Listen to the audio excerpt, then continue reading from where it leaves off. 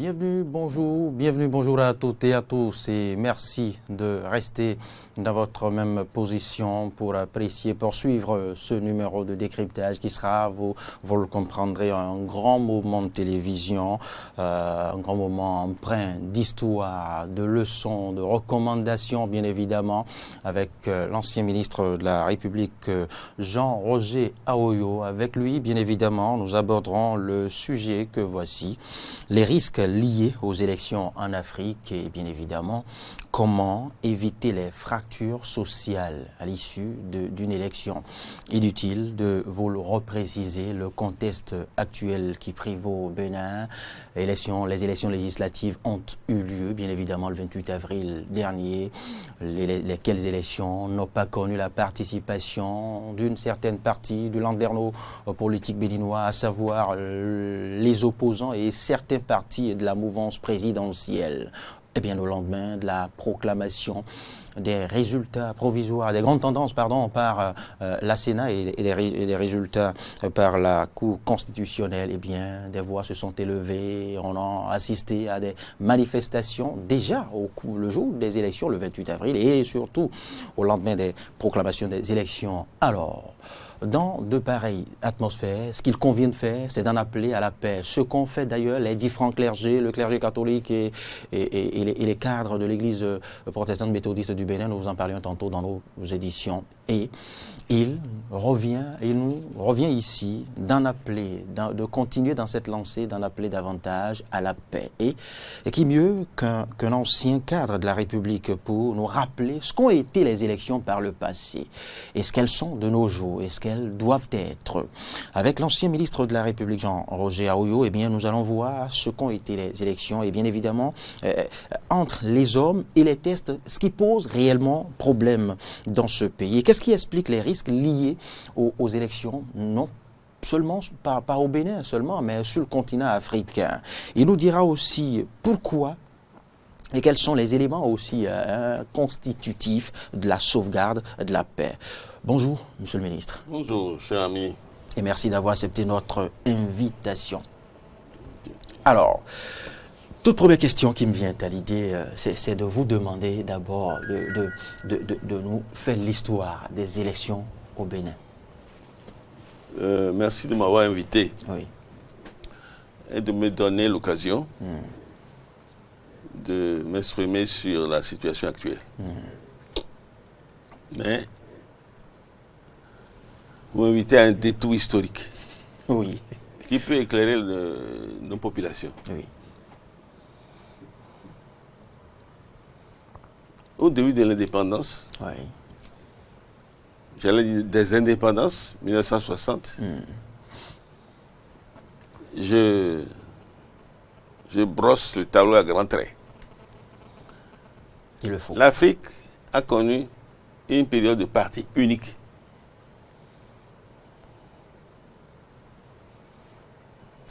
Le parti unique. Oui. L'idée du parti unique a été inspirée par la France-Afrique. Vous savez, les Français nous ont accordé l'indépendance tout en nous enserrant dans des liens de dépendance. Une indépendance partielle. Incomplète, en tout cas.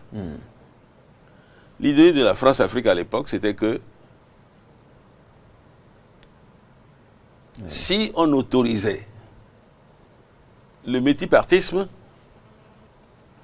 les différents pays voleraient en éclats. Parce que ces pays sont composés d'ethnies multiples. Et que, pour assurer la paix et le développement, la meilleure formule, c'est d'imposer un parti unique partout. Donc, si vous jetez un coup d'œil sur l'Afrique de cette période-là, vous voyez qu'il y a des produits partout. Ah oui. Et ce fut le cas aussi au Bénin. Ça, c'est chez nous en Afrique, à ceux qui ont voulu s'inspirer de la tradition pour dire, où est-ce que vous avez vu un roi céder son trône? Quand on est roi à vie. D'où les présidents à vie. Mobutu et Yadema. Il y a beaucoup d'autres qu'on peut citer. sera duré jusqu'en gros, hein, je simplifie. Qui n'ont pas pour autant marqué l'histoire positivement, ceux que vous venez de citer. Non. Ce règne de parti unique qui devait assurer le développement n'a pas du tout assuré le développement. Les dirigeants politiques installés pour longtemps en ont profité pour se remplir les poches. C'est cela. Ce fut le triste constat. Donc, la corruption a commencé à jeter des bases solides dans nos pays. Donc, ce règne du parti a régné jusqu'en gros, hein, jusqu'en 1960. Jusqu'en 1990. Pendant une trentaine d'années. 60, 90. À la veille Et en 90, le Bénin inaugure les conférences nationales. C'est une nouvelle ère dans les élections africaines. Une première sur le continent. La première sur le continent est la plus aboutie. Personne n'oublie de dire que le Congo Brazzaville a organisé une conférence nationale. Le Congo Kinshasa a organisé une conférence nationale. Oui.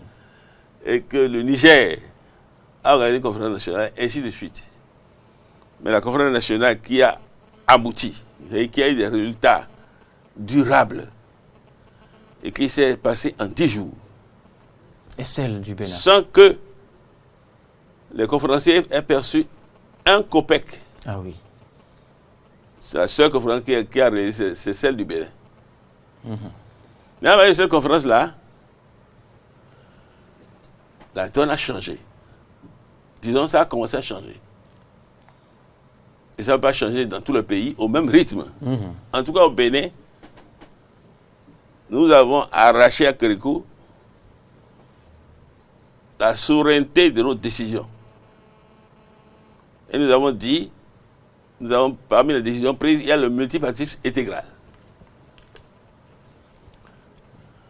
Ah oui. Qu'est-ce qui s'est passé à ce moment-là?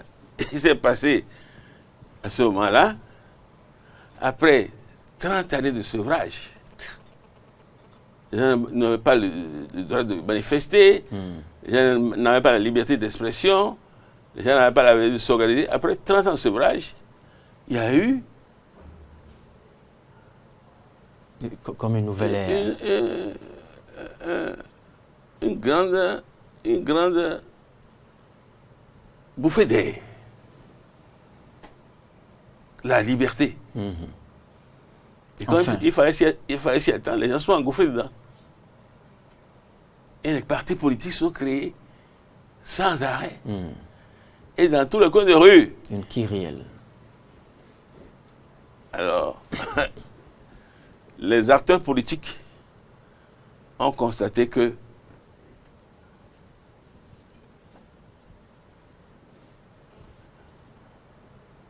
Oui. Qu'il faille. cet éparpillement, cette dislocation du paysage politique entravait le développement.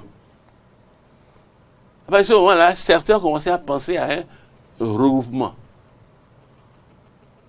Parmi ceux-là, il est juste de citer aujourd'hui, dès 2008, il faut noter,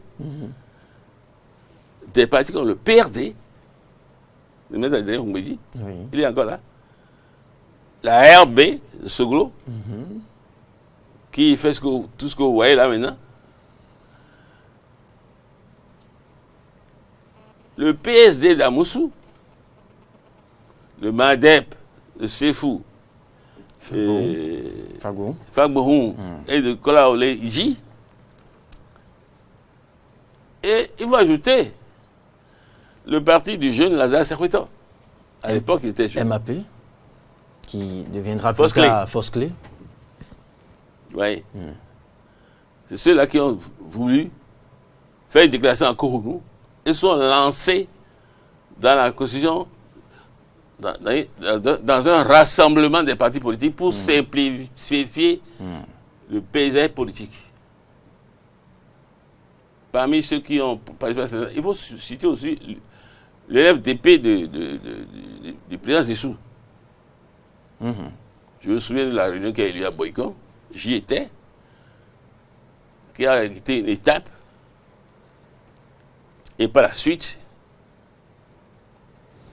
l'union fait la nation est née. Donc pour résumer, je dirais que l'union fait la nation, depuis 2008, mène le combat pour la simplification du paysage politique par le regroupement des partis politiques. Parce que si on a... Pour la constitution de grands ensembles. De grands ensembles, de grands blocs. Parce que si on a dans chaque... Si chacune de nos ethnies s'organise en parti politique, nous pouvons aller nulle part. C'est cela. Donc, je comprends ceux qui disent la conférence nationale, la conférence des forces vives, etc. Les décisions de la conférence, je comprends très bien. Mais, ces décisions appliquées sur le terrain ont donné des résultats qui ne sont pas bons. Est-ce que nous allons continuer à dire la conférence nationale est restée coincée? Non. Il faut évoluer. Dans la vie, si vous n'avancez pas, vous reculez. Autrement donc, dit, ceux qui ont voulu... il y a des points à améliorer. Nécessairement. Aucun humain, comme on a dit, n'est parfait. N'est parfaite.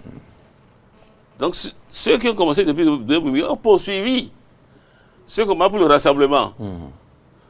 Et ils ont eu la chance de voir débarquer sur le scène politique un monsieur qu'on appelle Talon. Qui porte la même vision. Au départ, il y a une tentative vous dit tous ceux qui me soutiennent se mettent ensemble.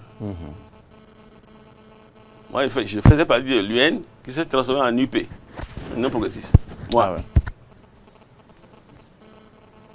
Et nous avons dit au président, attention, nous nous sommes lancés dans le processus de création d'un grand rassemblement depuis 2008. Nous pouvons comme ça nous mettre ensemble avec n'importe qui. Nous mettre ensemble. Non, non, nous ne pouvons pas nous mettre ensemble. Et le président, il a essayé de nous écouter, mais il a souhaité qu'il y ait 2 ou 3 blocs qui le soutiennent. Nous avons joué le jeu avec lui. Le président, il essaye de nous écouter en souhaitant que 3 blocs se constituent pour le soutenir. Ce qui a abouti aux 2 blocs que vous connaissez. L'Union progressiste et le bloc républicain. Et indépendamment de ces blocs, il y avait d'autres, bien d'autres. D'autres même constitués avant ces 2. Oui, bien sûr. Constitués avant, je ne sais pas. Mais il y a eu ces blocs-là qui sont constitués. Il y a eu aussi, autour de M. Khoudé Valentin, un bloc. Il y a eu aussi le PRD, resté PRD. N'a pas voulu s'adjoindre d'autres partis pour construire un grand bloc. Il y avait aussi, avant tout, le bloc UDBN, autour de Claudine Affaire-Prudencio. Oui. Bon, c'est les coalitions, les alliances de partis qu'on connaissait avant. Les alliances de partis qu'on connaissait avant et qui, politiquement, électoralement, ne pesaient pas grand-chose. L'UDBN n'était pas une alliance, c'était un parti. Ah oui, l'UDBN, d'accord. Oui. Mais justement, elle n'a pas passé au truc des grands blocs. Si. Attention. Si, ce fut fait. Ce n'est pas la suite. Bon, enfin, disons que il y a eu ça aussi. Oui, donc voilà comment les choses ont chaudes. Voilà. Donc, il fallait assainir le paysage politique, former de grands ensembles capables de diriger un pays. Autrement dit, il fallait concrétiser cette réforme du système partisan. Et créer de grandes formations capables de donner un candidat à la présidence de la République. Parce que jusque-là, aucun parti politique n'a pu positionner un candidat pour être élu à la tête de notre État. Voilà. Voilà l'histoire, en quelque sorte, des élections jusqu'à la constitution des grands blocs, jusqu'à cette volonté portée par le président Patrice Talon. Alors, monsieur le ministre, vous avez suivi les soulèvements à Kadiaou il y a quelques jours. Qu'est-ce qui explique selon vous les risques liés aux élections sur le continent en général et les récents cas enregistrés au Bénin? C'est très simple. Selon moi.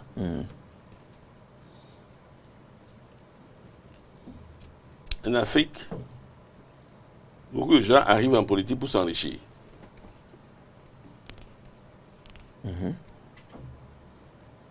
On peut dire, même si on n'est pas son partisan, que ce n'est pas un cas de talent. Quels sont les Il éléments? était riche avant de venir au pouvoir. Mais beaucoup d'hommes politiques s'engagent sur la scène politique avec l'espoir de s'enrichir. Mais quels sont les éléments qui Donc, vous permettent d'attester sa richesse? c'est une constellation qu'il faut faire sur plusieurs années. Donc, si vous avez, comme c'était le cas récemment, la perspective de ne pas participer au jeu politique pendant 5 ans, hein, vous êtes... et que vous voyez la misère, disons, se profiler, vous avez de quoi prendre peur et prendre des initiatives malheureuses. C'est ce qui s'est passé avec l'opposition, ce que j'appelle l'opposition béninoise récemment. Parce que, de quoi s'agit-il? Vous vous souvenez qu'il y a eu 2 lois qui ont été votées. Oui. La loi sur le code électoral et la loi sur l'achat des partis politiques. C'est le commencement de tout. Ces lois ont été votées à l'unanimité. Pas à l'unanimité de tous les députés. Point, moins une voix. C'est ça qui est important à noter. Donc, au départ, la classe politique était d'accord pour s'engager dans la réforme. Chemin faisant, quand on arrive à l'application de la réforme, l'opposition se ravise. Oui, parce qu'en aucun cas, aucune disposition de ces différents tests que vous venez d'évoquer n'insiste sur le fait qu'il faille y aller sans une partie de landerneau politique béninois. Aucune disposition ne stipule l'exclusion. Non, bien sûr. Aucune disposition légalement ne peut stipuler l'exclusion. Non, aucune disposition ne peut exclure l'exclusion. Donc on ne peut pas dire que quand les gens disent que on a exclu les partis d'opposition, non. Les partis d'opposition sont auto-exclus. Ça, c'est évident. Qu'est-ce qui vous le fait dire? On a tous suivi le processus. On a tous suivi. Donc, dans le premier temps, ils ont voté la loi. À l'application, ils ont rejeté. Le président Talon a dit on ne peut pas aller aux élections sans l'opposition et a demandé au Parlement de trouver en son sein une solution. A convoqué toute la politique pour proposer que le président Moïse prenne la tête d'un comité pour trouver une solution parlementaire. Mais, si vous avez bien suivi, vous avez su qu'à un moment donné, les députés ils ont mis sur pied un groupe de 5. Un comité paritaire. Comité paritaire. 2 de l'opposition, 2 de la majorité, 2 de la mouvance. Ils sont arrivés à un texte consensuel. Mais la séance plénière de l'Assemblée qui a suivi un lundi, le président Ngouyi n'a pas présenté ce texte. Pourquoi? Parce qu'en temps, il a subi la pression des 2 présidents, Soglou et Ayaï Boni. C'est ce qui a relancé l'Afrique. C'est facile à dire. C'est pas facile à dire. Parce qu'il faut que tous les camps se retrouvent à travers le test. Mais il faut nécessairement... si vous avez... On vous a donné le temps de vous concerter et de trouver un texte consensuel. Vous dites que vous avez trouvé un texte consensuel et vous signez. Après, qu'est-ce que vous faites? Vous revenez sur votre engagement. Il ne faut pas passer... Maintenant, vous savez, monsieur le ministre, oui. le débat a évolué. Le débat a évolué, oui. On n'en est plus là. Bon. On n'en est plus là, on a passé ce cap. Où en est-on? On en est maintenant à l'après législative. Oui. Et à cette tension d'après-élection qu'il faille maintenant calmer. Et il faille une sorte de concession à chaque camp pour maîtriser, pour sauvegarder cette paix chère à vous, à nous, à cette nation. Justement, c'est là où nous en sommes. Et c'est sur ces détails qu'il faille maintenant opiner. Ce n'est pas des détails, c'est important. Maintenant, vous parlez de concession. Est-ce que, comme certains demandent au président Talon, il va prendre une ordonnance pour dire que les élections sont annulées? C'est-à-dire qu'il va prendre une ordonnance pour violer. Non, dans le moment politique, il a été clair Qui n'en prendra point. Les Et concessions, quelles concessions vous voulez qu'on fasse dans le cas actuel? Moi, je pense qu'il faut laisser le processus électoral aller jusqu'à son terme. C'est-à-dire le 15 mai, l'Assemblée est installée. L'Assemblée est installée et il faut trouver... les églises, les diverses églises sont en train de proposer la médiation. On ne peut pas refuser la main tendue. Le président Talon, c'est un homme intelligent. Il soit sa main tendue pour le dialogue à ceux qui ont voulu mettre le pays à feu et à sang. Parce qu'on sait d'où est partie la violence. Tout le monde le sait. Donc, s'il y a des concessions à faire, je ne sais pas quelles concessions on peut faire, mais il faut initier le dialogue pour voir s'il y a des concessions possibles sans violer la loi. Vous avez dit. Alors, je reviens sur ce point, Monsieur le ministre. Selon vous, entre les hommes et les tests, qu'est-ce qui pose problème aujourd'hui? Ce sont les hommes. Ce sont les hommes. Dans le cas du Bénin et à l'heure actuelle, ce sont les hommes. Et non les tests. Et je suis précis. Nous avons une opposition qui est médiocre. Elle n'est pas une opposition de bonne qualité. Qu'est-ce qui vous le fait dire? Parce que si vous êtes une bonne opposition, vous ne pouvez pas voter un texte et après... Vous connaissez quand même la qualité des cadres qui constituent cette opposition dont vous parlez. Oui. Je dis que c'est une opposition médiocre. Et que si vous votez un texte, c'est que vous avez bien réfléchi. C'est que vous avez bien réfléchi. Si vous n'avez pas bien réfléchi, c'est que vous êtes médiocre. Il n'y a pas que l'opposition qui a voté ces tests. Comment? Il n'y a pas que l'opposition qui a voté ces tests. Oui, mais c'est l'opposition qui a rejeté. Vous dites aussi que la mouvance est médiocre? Non. Ceux qui ont voté les tests, ils les ont rejetés après. Parce que c'est cet élément qui vous permet de dire que l'opposition est médiocre, oui, je crois. C'est ça, oui. Mais l'opposition ne l'a pas voté seule. Ceux qui ont rejeté les textes, c'est ceux-là qu'on appelle le qualifié de médiocre. Ceux qui ont rejeté les textes après les avoir votés, c'est ceux-là que je qualifie de médiocres. Oui. Monsieur le ministre, l'ont-ils vraiment rejeté ou ils en rejettent certaines applications? Ce ne sont pas les tests que l'opposition rejette, mais l'applicabilité, l'application de certaines dispositions. Justement, vous n'avez pas vu ça avant de voter? L'article 242 était là. Vous n'avez pas vu ça? Les 10% étaient là. Vous n'avez pas vu ça? Non. Je crois que... je vous ai dit que il y a deux catégories de politiciens, ceux qui viennent pour s'enrichir et ceux qui viennent pour faire vraiment la politique, c'est-à-dire pour faire avancer le pays. Ceux qui viennent pour se battre pour l'intérêt général. C'est ceux-là, pour moi, ce sont ceux-là, les vrais politiciens. Oui. Donc, Monsieur le ministre, vous savez, les élections se déroulent au Bénin, vous l'avez su, hein, en un même jour, et ceci sur toute l'étendue du territoire national. Mais qu'est-ce qui explique le fait qu'au soir des élections, qu'on assiste, qu'on soit confronté à une fracture sociale? Il y a fracture lorsqu'il y a des gens qui décident de faire du désordre. Depuis que les élections ont été organisées au Bénin, n'ont jamais déployé la situation actuelle. Donc il a fallu que des hommes initient une action perturbatrice pour qu'on arrive à ces situations, à ces actes de sabotage qui ont posé les tentatives d'assassinat. Je ne sais pas si vous avez lu la déclaration de Laurent Gbadamachi dans le matin d'hier. Il faut lire Gbadamachi pour tout ce qu'il dit. Sur les actes posés par les uns et les autres, en particulier les deux présidents, Soglo et Yahya Boni. Pour lire Gbadamachi, pour avoir une idée de ce qu'ils ont fait. Premièrement, pour essayer de troubler les élections.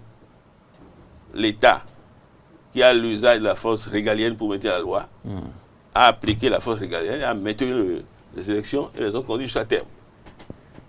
Ensuite, après les élections, le président Soglo, vous vous souvenez bien, a lancé un ultimatum, a adressé un ultimatum au président Talon. 24 heures pour annuler les élections. Vous aussi, vu ça. Vous avez vu ça au cinéma? L'état de droit, c'est l'état de droit. Lorsque le texte est voté, il faut l'appliquer jusqu'au bout. C'est pas parce que vous avez été président de la République que ça vous donne une prérogative quelconque. Quand vous avez quitté la présidence, vous devenez un citoyen ordinaire. Oui, mais les tests s'appliquent aux hommes quand même. Oui, les hommes, oui. Les hommes, si les hommes restent raisonnables et restent à leur place, oui. Mais si vous sortez de leur rôle, vous allez vous raconter la loi. Et personne ne discute de la loi. La situation actuelle. Et moi, personnellement, si vous voulez mon avis, je recommande notamment d'être très ferme et de maintenir le cap. Sinon... Vous pensez que cela pourra contribuer à la sauvegarde de la paix? Il faut bien... Qu'est-ce que vous voulez, qu'est-ce que vous voulez qu'on fasse? Qu'on annule les élections? C'est moi, je vous pose la question. Oui, mais moi, je vous repose la question. Vous voulez qu'on annule les élections?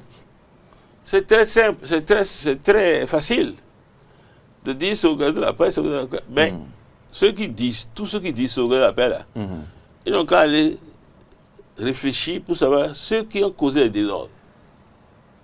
C'est ceux-là qu'il faut calmer. C'est pas Patrice Talon. Patrice Talon est calme. La Constitution lui donne le droit d'utiliser la force de l'État pour mater les fauteurs de désordre. Il le fait. Le droit est avec lui. J'ai appris que le président Yaya a écrit au président de la région. Qui va dire quoi à qui? Lui, surtout lui. Il va dire quoi à qui? J'attends pour voir ce que les présidents de la région vont lui répondre. Il y a des gens qui vont nous donner des leçons. C'est qui? J'attends. Nous ne vivons pas en vase clos quand même, monsieur le ministre. Non, nous appartenons à différents ensembles sous-régionaux et régionaux et internationaux. Vous ne direz pas le contraire. J'attends que... Donc on pourra se fermer J'attends que le président lui réponde. Et vous verrez la réponse qu'il en fera. C'est cela. C'est cela. Il faut s'amuser avec l'État. Quelle que soit sa taille, l'État est une force. Oui, mais l'État, ce n'est pas qu'une partie du pays. L'État, c'est un tout. L'État, c'est aussi l'opposition. L'État, c'est toutes les filles et tous les fils de ce pays. Oui, mais la loi s'impose à tout le monde. Ceux qui ne veulent pas respecter la loi, il faut appliquer la loi. Dans ma tête, c'est aussi simple. La loi doit s'appliquer à tout le monde. Vous le dites si bien. Mais de la même manière. Avec la même rigueur. Bien sûr. Oui. Bien sûr. Et là, il me plaît de remonter encore à une partie du processus qui a conduit à ces législatives.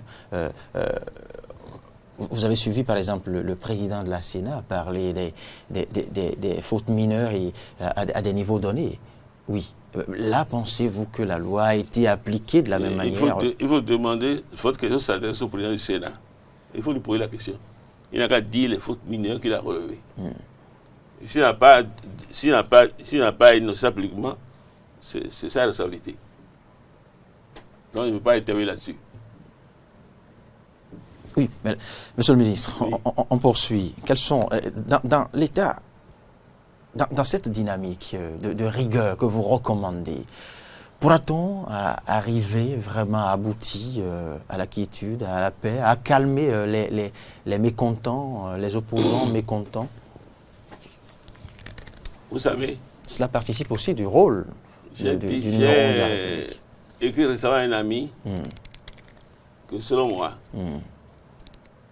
le Bénin a dépassé le stade des consensus mous. Consensus mous.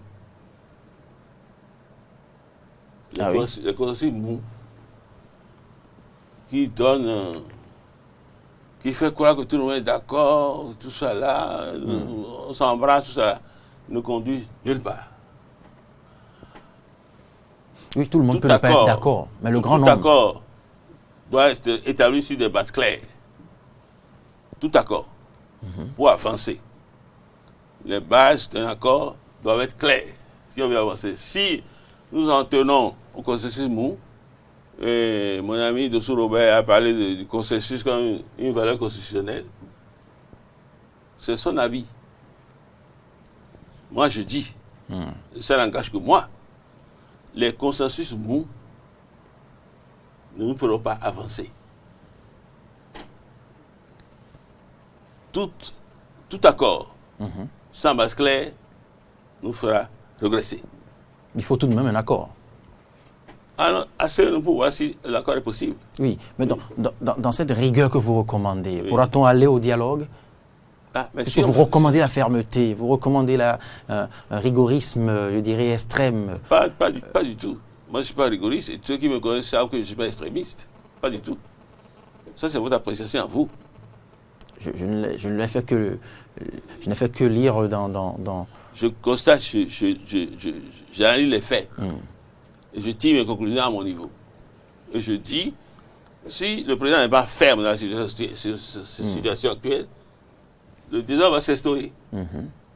Et le désordre, c'est ça qui fait régresser tous les pays. Je ne souhaite pas ça pour mon pays. Alors, quelle solution préconisez-vous? Comment? Quelle solution préconisez-vous pour une sortie de crise? Je propose que le processus aille jusqu'à son terme. Que les députés soient installés et qu'ils commencent le travail. Et après? Et après, on verra ceux qui respectent la loi, ceux qui ne peuvent pas respecter la loi. Si vous respectez la loi va s'appliquer à vous. Vous savez, c'est très facile de dire la paix, nous voulons la paix. Allez voir ceux qui les fauteurs de troubles, allez les voir. C'est à eux qu'il faut chanter ce langage-là. Ces chansons, c'est aux fauteurs de troubles qu'il faut chanter ces chansons-là. Il ne faut pas responsabiliser, tenir tout le monde pour responsable des faits dont quelques-uns sont responsables. Ceux qui ont trouvé la paix, il faut leur dire, cessez de trouver la paix. Et la paix reviendra tout seul. Mais quel langage? Comment? Quel langage adopter? Le langage de la clarté. Il faut être clair. Il faut être très clair. Il faut être très clair. Si vous voulez avancer, nous devons être très clairs les uns avec les autres. C'est aussi simple que ça.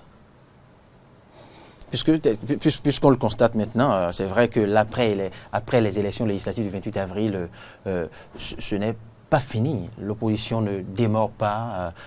Il y a encore des remous, il y a encore des mécontentements, il y a encore des frustrations. Laissons la situation se développer et faisons confiance au chef de l'État pour, premièrement, saisir les mains tendues et deuxièmement, voir s'il y a une possibilité d'accord. Non, s'il y a une possibilité d'accord, moi je connais assez bien le président Talon, il est intelligent.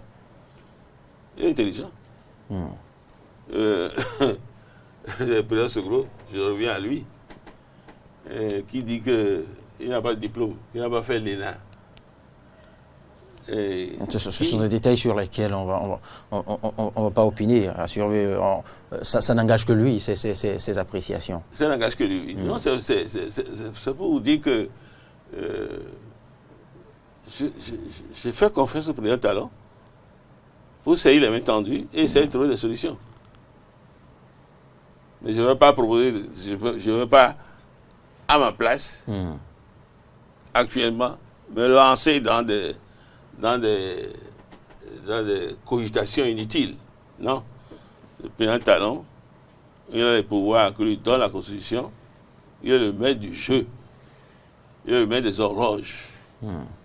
Il n'a qu'à répondre aux mains tendues, s'asseoir avec ceux qui s'agitent et essayer de trouver avec eux des solutions qui respectent notre texte constitutionnel. C'est tout ce que je souhaite. Parce que si j'y insiste justement, c'est parce que le mal est encore là. Le mal est encore là. On a suivi au lendemain des échauffourées une sortie des forces politiques de l'opposition qui se proposent de ne pas démordre. Et ce soir, ce mardi encore... Qu'est-ce que vous voulez qu'ils disent? Ce mardi encore, le président du parti Restaurer l'Espoir a donné rendez-vous à la presse. Et le menu est assez clair. C'est qu'il en appelle à la résistance. Oui. Oui. Dans ce cas? Dans ce cas, ceux qui veulent résister vont résister. Et ceux qui veulent aller de l'avant vont s'organiser pour aller de l'avant. C'est aussi simple que ça. S'il ne faudrait pas avoir le langage qu'il faut pour les amener à ne pas résister, mais plutôt opter pour la paix. Il les tromper. Il leur dit ce qu'ils veulent entendre. Pas forcément, mais les convaincre. Si Les convaincre de la nécessité de la sauvegarde de la paix. Non, ils savent très bien que la paix est nécessaire. Ils savent très bien que la paix est nécessaire. Ce qu'ils veulent là, ce qu'ils veulent, c'est ce que j'ai dit. Leurs intérêts particuliers sont menacés. Ils s'accrochent. Bon, on verra. Mais c'est de bonne guerre. C'est de bonne guerre. Chaque camp plaide pour sa chapelle. C'est normal. C'est normal. C'est normal. Et je dis, je fais confiance au président Talon pour régler le problème. S'il y a 2-3 ans, s'il y a 2-3 ans, depuis 2-3 ans, des cadres de l'opposition se battaient et s'organisaient pour pouvoir prendre part à cette 8e législature. Mais le processus leur a démontré que ce ne sera pas possible. Donc, non. Monsieur le ministre, souffrez. C'est-à-dire que si la vie reprend son cours normal, il faut demander aux gens de l'opposition de se conformer aux textes qu'ils ont votés eux-mêmes et revenir dans le jeu pour participer aux élections qui vont venir, aux élections municipales, élections locales. Il faut qu'ils reprennent le train en marche. Il ne peut pas arrêter le train parce qu'il y a quelques retardataires. Non. Ils vont nous retarder. Non. Il faudrait pouvoir avoir un cadre pour faire asseoir tous ces leaders des deux chapelles, justement, de l'opposition, comme certains cadres de l'opposition, de la mouvance, pour justement consigner ces décisions. Le président Talon va répondre aux mains tendues des églises et on trouvera le cadre. Qui a enclenché le dialogue. On trouvera le cadre pour écouter les uns et les autres. Vous y pensez? Il faut continuer à avancer. Moi, mon problème, c'est ça. Il ne faut pas arrêter le processus. Quoi que dise l'opposition. Comment? Quoi que dise l'opposition. Mais l'opposition prend ses responsabilités et le pouvoir, la mouvement prend ses responsabilités. Chacun dans son Vous sens. avez écouté Azanaï qui veut faire comment? Il n'a qu'à faire sa conférence de presse.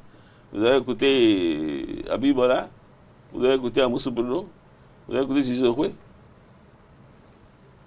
Vous voyez les réponses. C'est ce qui me faisait dire que c'est de bonne guerre, que chacun plaide pour sa chapelle, son camp et autres. Laissons cette guerre pacifique se continuer. La politique, c'est ça. N'est-ce pas mieux de l'arrêter un peu si tôt possible, ou aussi vite? Si c'est possible. Si c'est possible, si vous avez des solutions, n'est-ce pas? Suggérez ça au président Talon. Moi, j'en ai pas. C'est justement pour cet exercice qu'on vous a convié, monsieur le ministre. Non, moi, je n'ai pas de solution à lui là. Parce que, justement, il nous faut éviter d'autres séquences des soulèvements de Kadiaon. Il faut prendre les dispositions pour que les séquences ne se produisent plus. C'est tout. Il nous le faut, parce que vous avez suivi ce qui a suivi ces soulèvements, ces différents soulèvements. L'État a les moyens. L'État a les moyens de prendre les dispositions pour qu'il n'y ait plus de...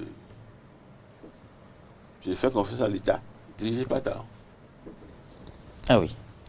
Monsieur le ministre Jean-Roger Aoyo, nous sommes au terme de ce rendez-vous, de ce débat décryptage qui, justement, vous conviait à nous suggérer des pistes pour éviter la fracture sociale. Vous avez vous avez exposé vos points de vue. Vous faites confiance au président de la République. Absolument. Vous refusez de faire des suggestions. Et c'est justement ce à quoi on s'attendait. Non, je ne suis pas en mesure. Je conseille au président de la République, je n'ai pas un certain nombre de bon sens. J'ai dit tantôt qu'il était intelligent. Il y a des mains tendues, il faut saisir les mains, s'asseoir avec ceux qui veulent, qui ont des revendications formulées, les écouter. S'il y a des revendications qu'on satisfait, on les satisfait. S'il n'y en a qui n'est pas satisfait, il faut faire comprendre. Je vous ai dit tantôt que les consensus mous ne mènent nulle part. Donc, je reste sur cette position. La suggestion que moi je fais, c'est que le président Talon reçoive ceux qui veulent être reçus, ceux qui ont des grilles à formuler les formules, et qu'ensemble, on voit ce qu'on peut faire. Voilà ce qu'on peut faire comme suggestion. Le président doit recevoir tout le monde et non ceux qui veulent être reçus. Tout le monde. Non. Toute la classe politique. Ceux qui n'ont pas de choix à formuler, ce n'est pas la peine de passer son temps à les recevoir. Ceux qui ont des revendications à faire, c'est ceux-là qui vont recevoir. On peut... L'opposition a des revendications et elle l'a toujours évoqué, elle l'a toujours exprimé. On peut faire, pour le décorum, organiser une grande messe, tout le monde est là, tout ça, on peut. Mais il faut écouter d'abord ceux qui ont des griefs à formuler et essayer de trouver une solution. Oui, voilà ma suggestion. Oui, même ceux qui n'ont pas marché, ceux qui ne sont pas sortis dans l'entre-deux tours des élections et des soulèvements de Kadiaou ont aussi je dirais, des recommandations à formuler. Même les autres cadres des autres partis, tels Moël, UDBN et autres, ont aussi des recommandations. Je suis d'accord avec vous. Oui, ils veulent aussi faire partie de l'animation de la vie politique les années à venir. Je suis d'accord avec vous. Je dis, monsieur passe un décorum, c'est-à-dire une grande messe, et tout le monde est là, et on discute. Je suis d'accord. Monsieur le ministre, votre mot de la fin. Mon mot de la fin, c'est que je déplore les incidents qui ont perturbé le cours normal des élections. Je déplore